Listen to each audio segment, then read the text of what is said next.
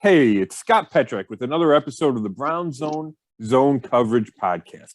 The Browns are back from their bye and saying all the right things about making a run to the playoffs over the final 5 games. Their chance to prove it is Sunday in the rematch versus the Ravens. Here to discuss the must-win is Dave Chudowsky of Go, the WKYC Morning News. Hey, Chud. Scott, how are you? Fresh off a bye, a late one, but probably much needed, right? Yeah, for sure. And I do think the timing of the bye, I mean, I guess if the Browns go on a run here, we can say it turned out to be a good timing. But I think the lateness of it was not good overall. I think you'd rather have it, week 9, 10 than week 13. And even Austin Hooper, the tight end, said, we're taping this on Thursday morning. He said Wednesday that he thought guys were running out of gas in the last couple of weeks before the bye. So, the schedule is what it is. You have to play with the one you get. But the hope and the optimism coming out of Berea is that guys are healthier coming out of the bye. They were able to tweak some things from a game plan standpoint, and that they will be able to go on a run that, everybody kind of thought they might before the season started. Yeah, you mentioned that in our rapid fire last week in the pod that you wish that the bye came at an earlier time. So, that's not like you're making that up here now. What do you think about Hooper's comments there? Is that interesting to hear, someone say they're kind of running out of gas, when you still have so much time left to go? I mean, is that a good attitude, or do you think it came from a good spot? Yeah, I think he probably meant it more like, hey, now we're recharged and you're going to see a different team coming out of the bye, given the week off. But, Kevin Stefanski said, hey, I didn't notice that. He goes, I believe Austin and, he's around the guys, whatever. But, it's a long season. I do know that guys get worn down. But I did think it was interesting that he said that because, I don't know if I noticed guys being tired. You notice the offense obviously not having success recently, but I don't know how much to pin that on guys, running out of gas. It's a long time to, 12 weeks and 12 games in a row. But it was interesting to hear him say that for sure. And maybe fresh legs will make the difference, right? Because we've talked about this a million times, Chud. These games come down to one play, right? So maybe if you have the fresh legs and you're half a step quicker and you get the interception or you break a tackle, whatever it is, that can be the difference between a loss and a win. And, that's what the Browns need. They need to turn those close losses that they've had, especially, the one to Pittsburgh and the one to Baltimore. They need to turn those into wins. It's funny. I'm going to comment on 2 things you've already said in this podcast. We'll go back to the very beginning when you said saying all the right things. Yeah, aren't we kind of tired of that though? Like hearing all the right things. Like I retweeted one of your tweets yesterday, and it hit me when I read it. It's just like it's like let's just go out and finally do it instead of saying it. Yeah, I get that, and I get that frustration. From fans especially. I don't know what else the guys are supposed to do though, right? I mean, you have to. We talk to them 3 or 4 days a week. You have to say something, and I like this attitude better than, we're done and, whatever, taking a woe's me attitude. But I do get it when Stefanski says we need to be better, and he says it after every loss. I get that. I get how that wears on some people. Yeah, no, you're right. Good point there on, better than the alternative attitude, which we've seen before. The other thing I want to comment is it just came into my memory early in the year. Remember you talking about if it was just this play or that play, like one of 3 plays would have been different. The outcome would have been different. Do you feel like that's ended up being a theme? Like you thought, not you personally, but, maybe fans thought that could have been corrected. That was, analysis early in the year. It's really come to be something we've seen more often than not. Yeah, I think that's definitely true. And I'll say that, that's the way of the NFL, right? Most teams are in the, middle of the pack. You're separated by so little. It comes down to injuries, a play here, a play there. Now, there's a few teams that separate, right? And where it doesn't feel like every game or most games come down to that one play, whether that's Green Bay, or Tampa Bay this year, or certainly the Cardinals, the way they've played. But, once you get outside of that top, 3-4 teams, then you have the real bottom feeders. There's a large group in the middle that it does come down to that. And it's who makes the plays at the right time and who gets the right call. I don't want to put too much of it on luck and injuries, but that certainly is a factor. And the guys have to overcome that, right? That's the key. The Ravens have had more adversity than, maybe any team in the league this year, yet they have figured out a way to win games more times than not. While the Browns, who've had their fair share of adversity, have not overcome that enough. And that's why they're 6-6 and the Ravens are 8-4.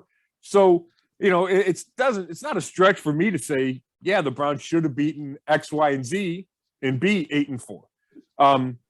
But when you get to the end of the season, to quote Bill Parcells, you are what your record says you are. And there's reasons for that. So I can kind of look at it both ways. Like, yes, this team, has underachieved, in my opinion, and certainly hasn't met my expectations through 12 games. And I can point to reasons why. But if we get to the end of the year and the Browns are 9-8 or 8-9, it's going to be more about what they didn't do than, they caught a couple bad breaks, because 17 games, you have enough time to kind of fix those things that don't go your way. You know what I mean? Where you have enough control where at the end, I don't think we'll be looking at one play here, one play there. It'll be more of it'll be general themes like inconsistency and quarterback play and those kinds of things.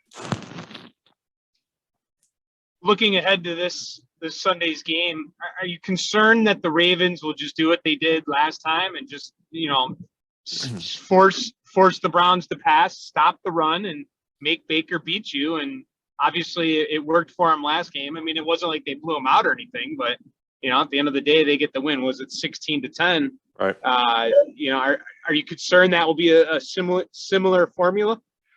Yes. Now, I had a few points on that, Chud, and we're going to talk about. I had an interview with Kurt Warner on Tuesday, and we'll get back to that later. But one of the points that's relevant to this question is, he said the Browns did enough where they could have fairly easily won the game.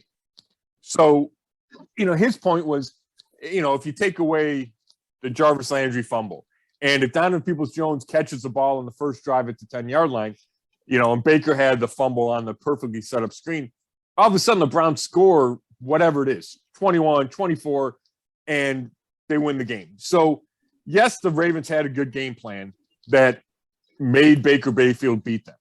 But the Browns, the plays were there to be made, and pretty easily there to be made. The scoring opportunities were there that they still could have won the game. So that's number one. Number two, what's changed between November 28th and December 12th is Marlon Humphrey, the Ravens' best corner, is on injured reserve with the torn pectoral muscle.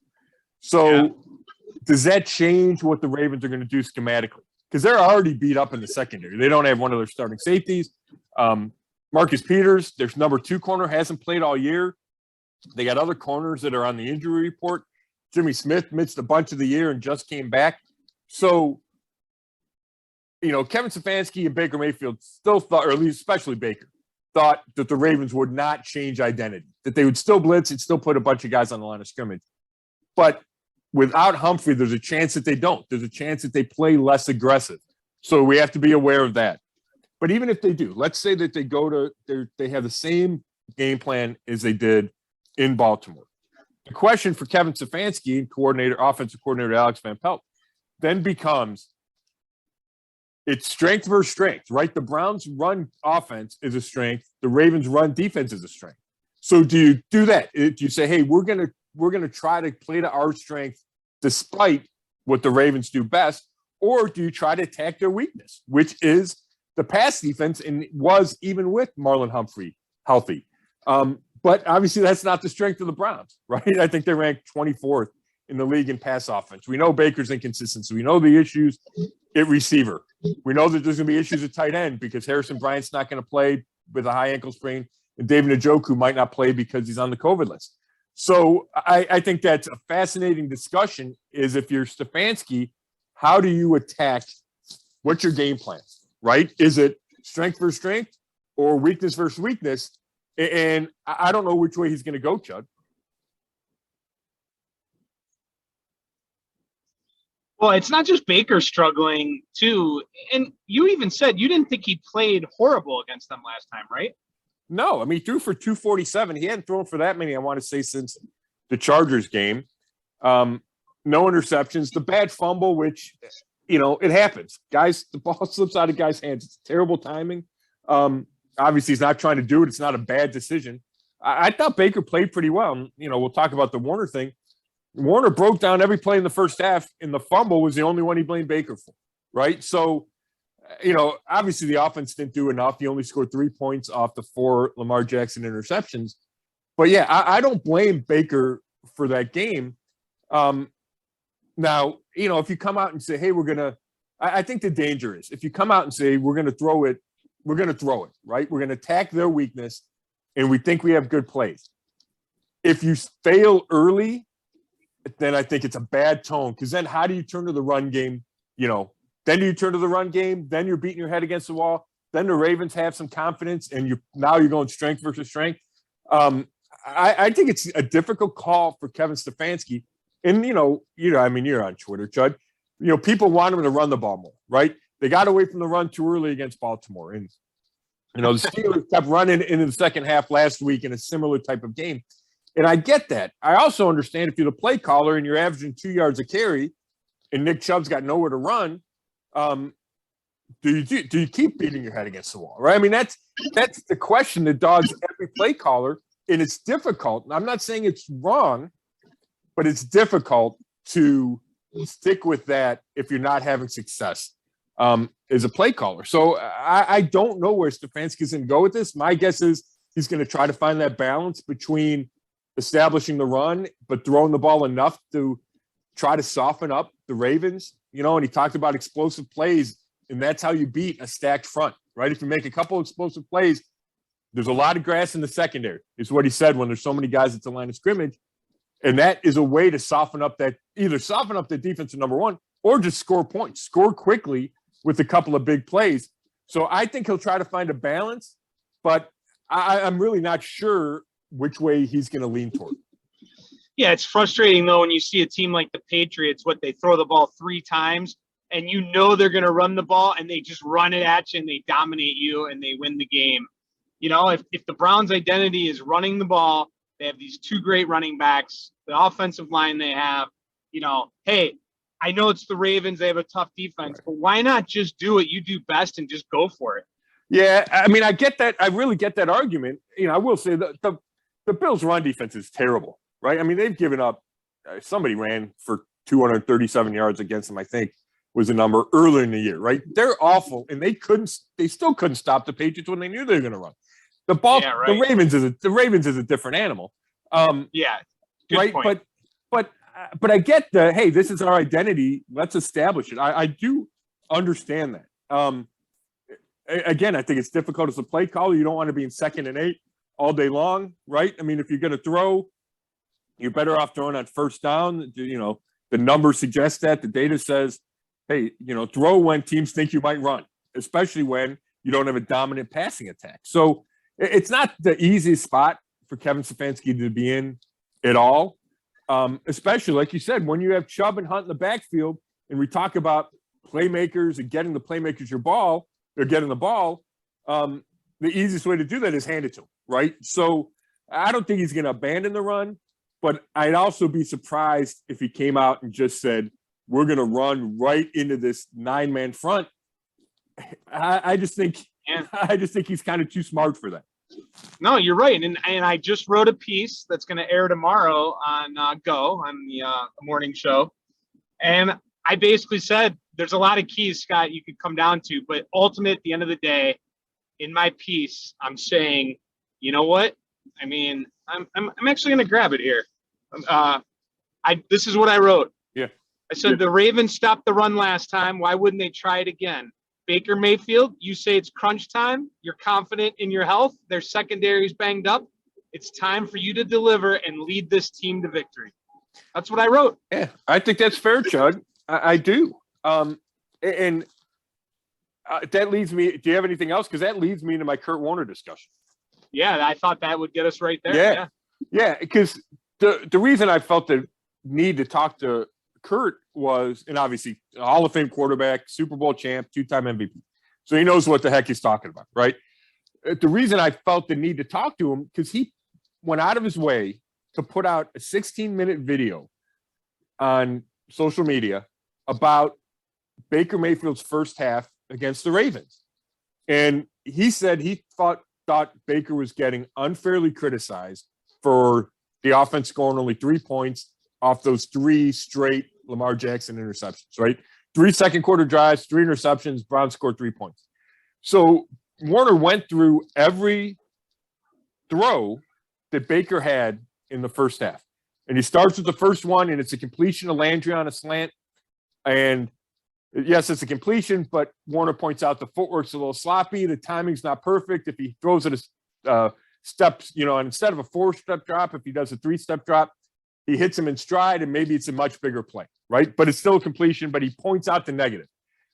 Then he shows a good throw by Baker. Then he shows a really good throw by Baker with Peoples-Jones drops.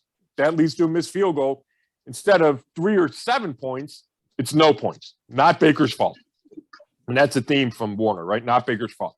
He throws a play. Shows a pass to Nick Chubb in the flat, and it's an incompletion. And you would think, well, Baker made a bad throw, but it's really Chubb takes the wrong angle on the route. Baker throws it where Chubb's supposed to be. Chubb's not there. Incompletion. Looks like Baker's fault. It's not. He makes a good throw to Njoku over the middle. Njoku drops it, right? So he goes through and he says, Baker's making a lot of good decisions. He's making a lot of good throws. So I think that's important, right? It's easy to pile on Baker. He completed under 50% of his passes. It's a 3-game stretch where he's barely above 50%. The numbers are bad. But Warner looks at each individual case and says, it's not Baker's fault. So my first question to Kurt was, yeah, but he also had a chance to win the game in the fourth quarter and didn't. And that's 4 times this year. Doesn't that, at some point, don't you just say, he's got to get it done? And Kurt agreed with that. He said, yeah, there's an element to some guys have that big play gene, right? The big moments. They make plays in big moments. Some guys don't. He goes, I fully believe in that. He goes, I'm not ready to say Baker's one way or the other. He goes, just because it hasn't happened 4 times this year isn't all Baker's fault. Doesn't mean he's not the right guy, doesn't have the right makeup to do that. And, I think you point to the end. We talked about this last week, Chud. At the end of that Ravens game, Wills is beat for a near sack. Hooper drops the ball. Njoku doesn't break a tackle. I got a hard time blaming Baker for that. Just like against Pittsburgh in the fourth quarter, Landry has a fumble and 2 drops. I have a hard time blaming Baker for that. But when you take the step back and look at the big picture, it seems like too many examples of Baker not getting it done in the fourth quarter. And Kurt tended to agree with that, but he wouldn't take that next step. Like, he needs more of a sample size. And he was the same way with Baker overall. Like we talked about, okay, what do the Browns do with Baker Mayfield? And he said, obviously he has not to this point played like a championship caliber quarterback. I'm not saying he can never play like one. So he still wanted that wiggle room. He said, I'm not ready to make a decision after less than 4 years, but I haven't seen enough to this point. And I think a lot of us agree with that. There's some Baker defenders that would argue that yes, he's shown enough. He's played at an elite level at certain times. Warner's not ready to go that at all.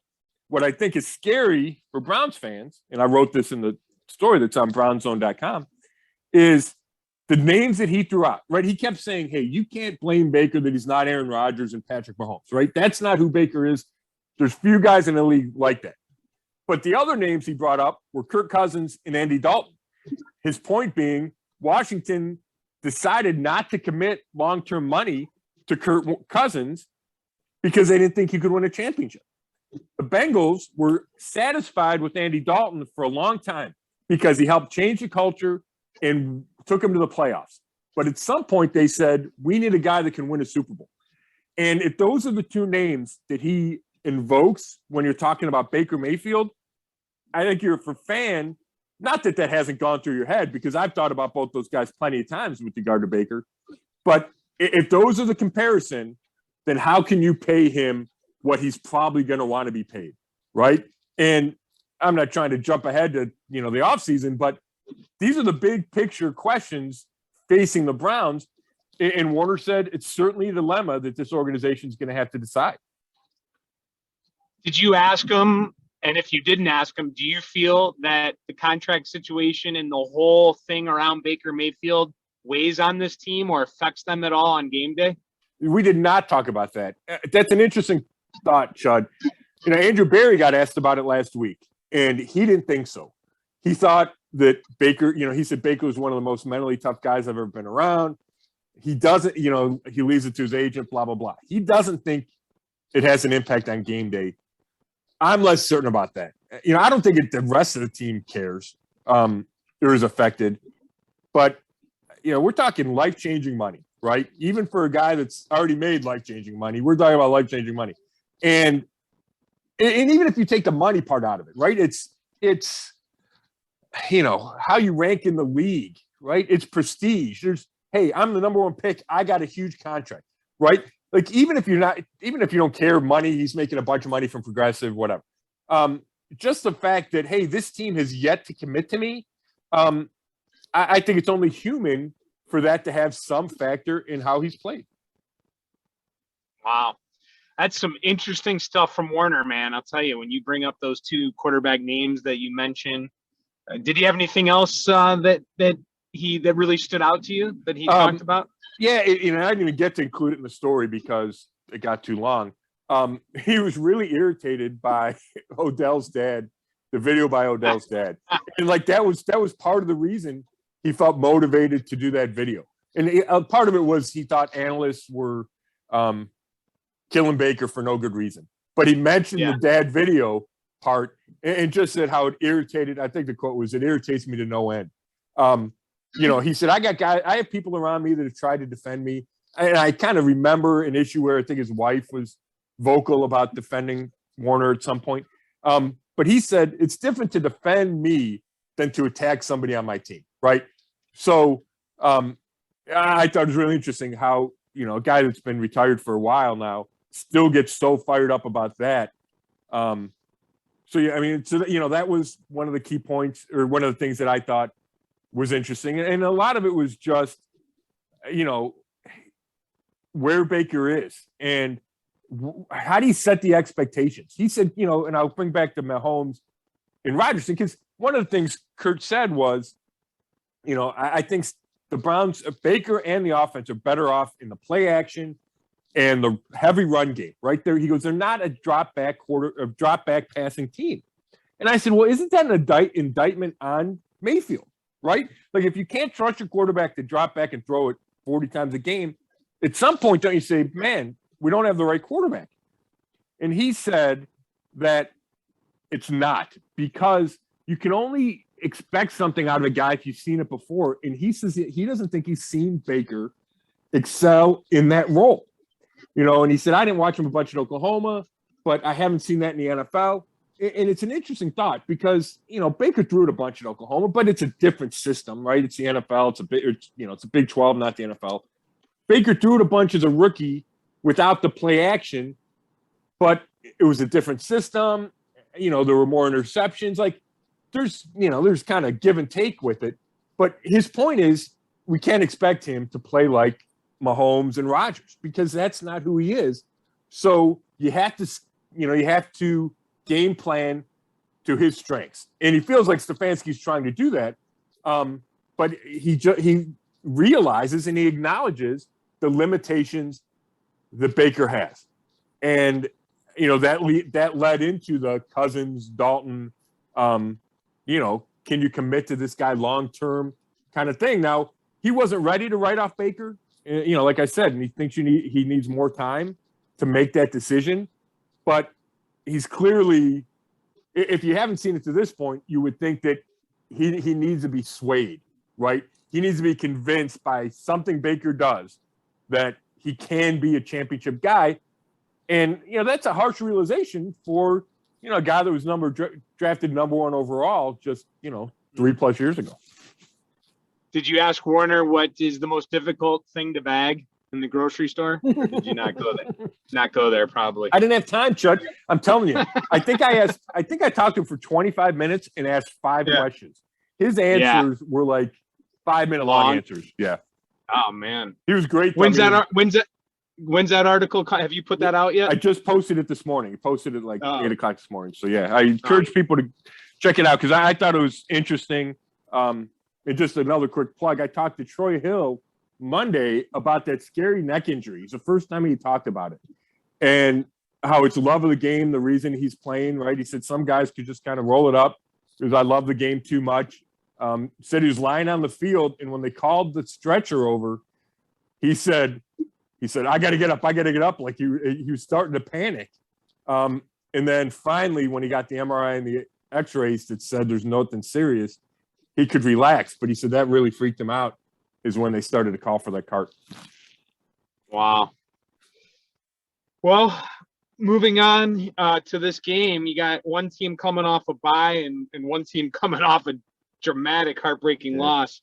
Let's talk about the Browns first of all. How did they say they used the bye week, and what do you think are the instrumental things that come out of a bye heading into this game? Because it always stinks when you have that much time to think about a loss like they had. Where are they at physically and mentally? Yeah, I think physically it's guys getting healthier, right? And it starts with Baker. He said, he feels much better, right? He's continuing that upward trend of getting healthier, and thanks to the week off of rest and the bye. He went to Arizona, went back to Austin for a little bit. Things that really helped him physically. I think overall, guys just feel better from having a week off, whether it's Kareem Hunt with his calf, it's Jarvis Landry with his knee, right? Now, Anthony Schwartz, the rookie receiver, is still in concussion protocol, so it's not looking good. I guess there's a chance he could practice over these next couple of days, but looking like he'll miss his 3rd straight game, which is bad because you talk about explosive plays and deep shots and loosening up a defense, and he's your best option to do that. Njoku being in the COVID protocol is not good. He said he was symptom-free. Now, it's still a long shot that he does, that he can get back in time to play Sunday, but it's not ruled out. And again, for a team that relies on its 3 tight end packages, you're without Njoku. You might be without Njoku. You're definitely going to be without Harrison Bryant. All of a sudden, you have to change things pretty dramatically on offense. And Njoku's also one of your deep threats, right? So when we talk about run versus pass philosophy, you have to take that into consideration, right? Do you have enough quality guys to throw to down the field? So I think one is they're mostly healthy. Those are just a couple of guys that probably aren't going to be there, but they're mostly gotten healthier. And then Stefanski and his staff spent time trying to just find minor tweaks, right? You can't overhaul everything, especially at this late stage of the season.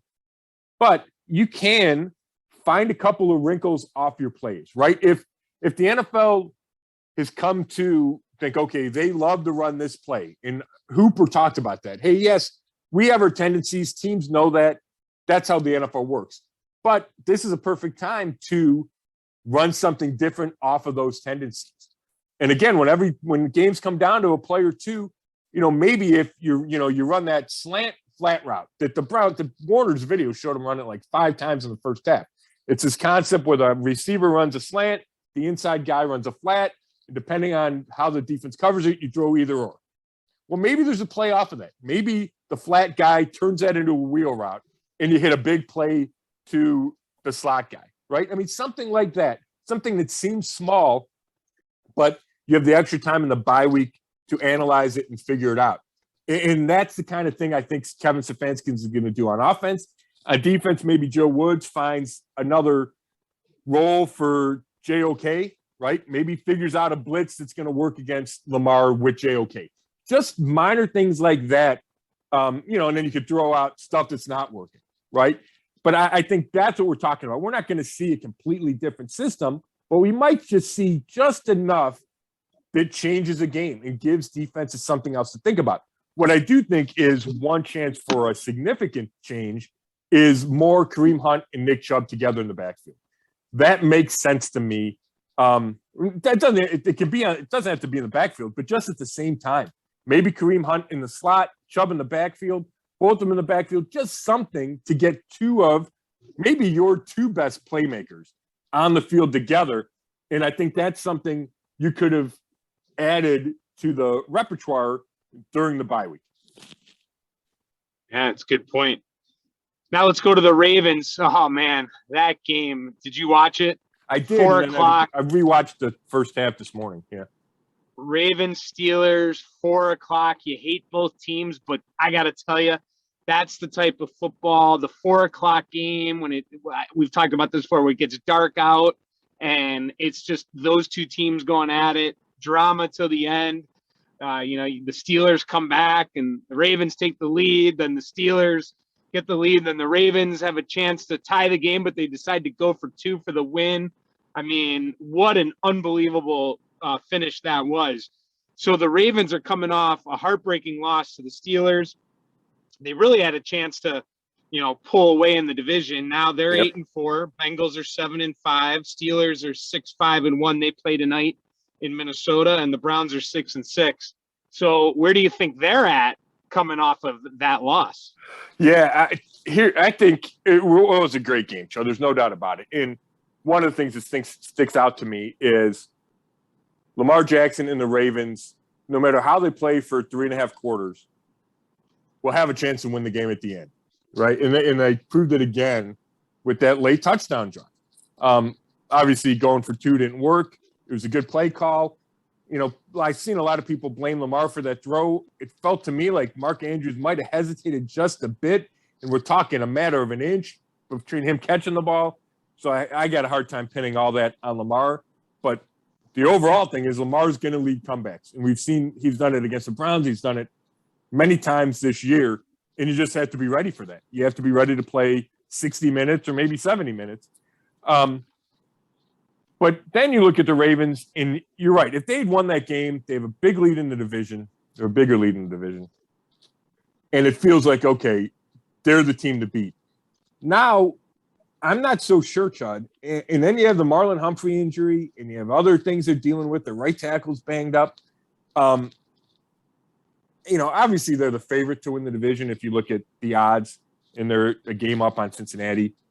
But I don't think it's a done deal by any stretch. And, to give Browns fans some optimism if they're looking for it, and I'm not saying this is going to be easy, but if the Browns win their 4 AFC games, right, which is Baltimore, Pittsburgh, Cincinnati, and the Raiders, and then they play Green Bay at Green Bay. But if the Browns can win those 4 AFC games, that gets them to 10-7, right?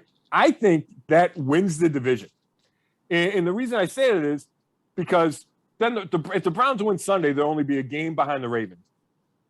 They'd be probably behind Cincinnati, but they play them again and would beat them. They beat Pittsburgh. I think the Browns then would have the best record inside the division, which gives them the tiebreaker. And everybody else's schedule is hard too. So I don't think anybody's going to finish this season going 4-1. So if the Browns go 4-1, I think they win the AFC North as long as all 4 wins are in the AFC. And I'm going to interrupt you. Yeah. That is a big if, because you're asking them to win 3 division games. And we talked about this a few weeks ago or whatever, about how bad they've been in their division since they've come back to the NFL. I mean, what is it? I don't have it in front of me. I wish I did. I have it written down in somewhere, but yeah, we know the history. They don't win in their division. No, they've never won the AFC North, right? It started in 2002. Yeah. No, you're right. It's a huge ask. I'm just saying, I think there's a thought out there that, hey, if they go 10-7, they might not even make the wild card. And yes, that's true. But I think if they go 10-7 with the only loss coming, or with the loss coming at Green Bay, I think the Browns win the division. So that's it has to start Sunday, right? But yeah, I think it's there. I guess. I think they can get. I agree with you. I think they can get in at 10-7. I think they have to go 4-1. I think they have to. I don't think they have to go 5-0. Maybe at the end of the day they will, but I tend to agree with you. I don't think they get in with 9 wins, but I think 10 wins gets them in. I've always thought that. Right. Yeah. And I think it not only gets them in, it probably wins a division and you get a home game. Right. And the Browns haven't had a home playoff game since 1994, I want to say. So I mean, it's again going back to the beginning. It's all there in front of them, right? As bad as they've been, as inconsistent. Bad might be too strong. As inconsistent and mediocre as they've been, and as hard as it is, as difficult as it is, expecting them to go on a run when they haven't won 2 in a row since weeks 2, 3, and 4. When the last 2 games have been poor, especially on offense. So it's hard to say, yes, this team is poised to go on a run. But if it can, then, yeah, I think we're looking at a realistic chance to host a playoff game, assuming they can go on this run, which means Baker's got to play better, the offense has to play better, so on and so on. And you remember who their head coach was when they were in that home playoff game? I do. It's Bill Belichick. Yeah, I was at that game, Scott. Were you really? I was, yeah. Yeah, I was hungover at Northwestern because it was the day after New Year's. I think it was New Year's Day, if I remember correctly. Yeah, they beat the Patriots. Yeah, they beat Bill Parcells and the Patriots. Yeah. And then went on to lose to the Steelers. Yep. And so, I mean, oh gosh, I just had to stop there. So a great memory, a great memory. Well, anyway, I mean, that's a big ask though. Right. But we'll see if they can pull it off. But bottom line is, it is a note that I had written down and I didn't bring it up until now. I mean, you got to win your division games, and that's what it's going to come down to. I mean, if they want to get to the playoffs, and I guess the bottom line is they have the chance, as bad as it's been. Yes. And I wrote that in my piece tomorrow. Even though they're down, they're not out. I mean, no one expected them to be 6-6, but they're still there with this crazy NFL season. So, you got that to look forward to at least, and I expect the fans to come out and just be electric on Sunday. Yeah, I would think so too. It'll be interesting to see the Baker dynamic, right? I think the last time he was home, they booed him and he didn't talk after the game, right? So we'll have to see how that plays out. But I think you're right. I think you set the stage, Shut-In. And for fans, it needs to start Sunday. The Browns need to win Sunday. If they don't, you've asked me how many times this year if a game's a must-win. This is as close as it gets to a must-win. If they lose this one, I think you can start to write the obituary on the season. If they win, all of a sudden, then you can start talking about hope. And can they build on this, right? So this is as big as it gets. Arch rival, at home, December. I think it's going to be a good one. I really do. All right. You want to get to predictions? Yeah, let's wrap this up. I got to get out to Berea here pretty soon. All right.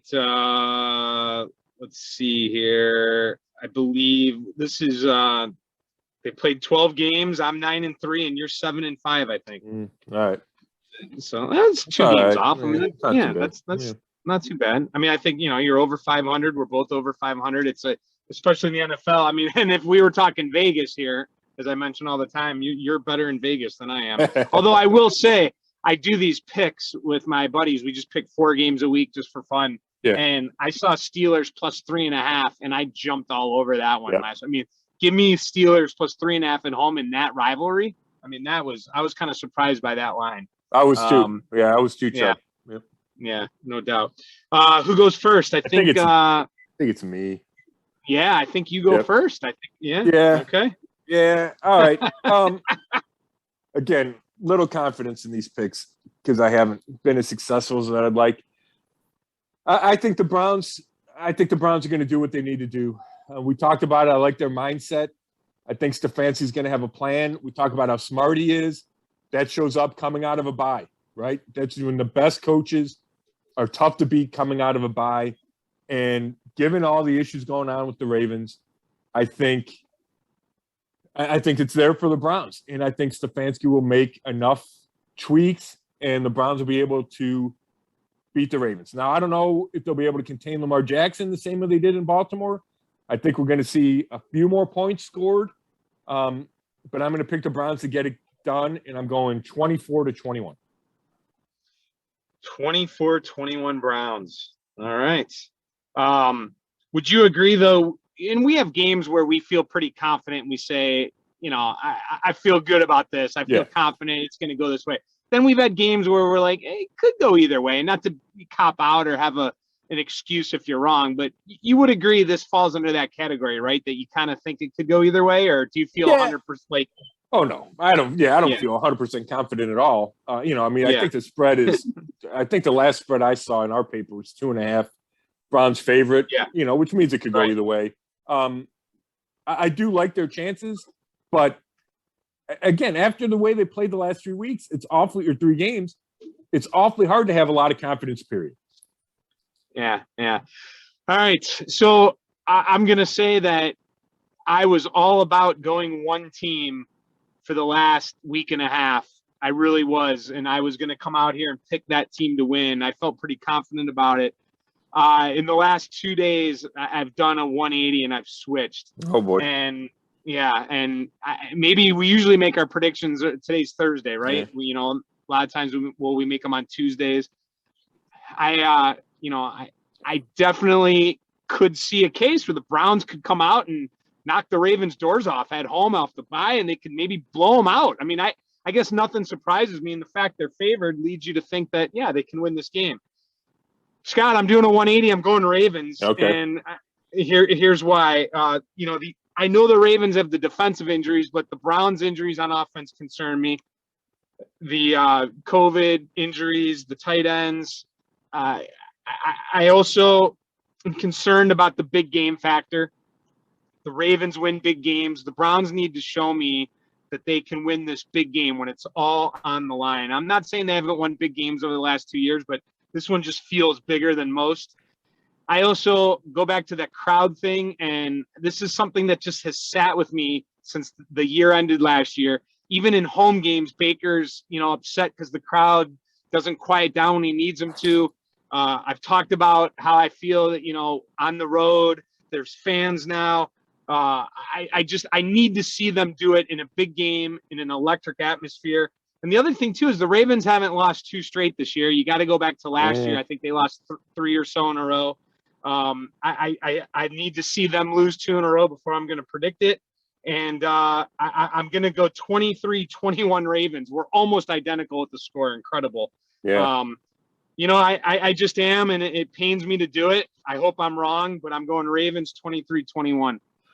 Yeah, I mean, I can't argue with that, Sean. I think you make some good points about big games, not losing the 2 in a row. There's something to be said for that. We saw that from the Browns last year, right? It proved that they were a resilient, legitimate team because they did not lose 2 in a row all year. So, they've only lost 2 in a row once this year, the Browns. So, that's kind of the yo-yo of their season.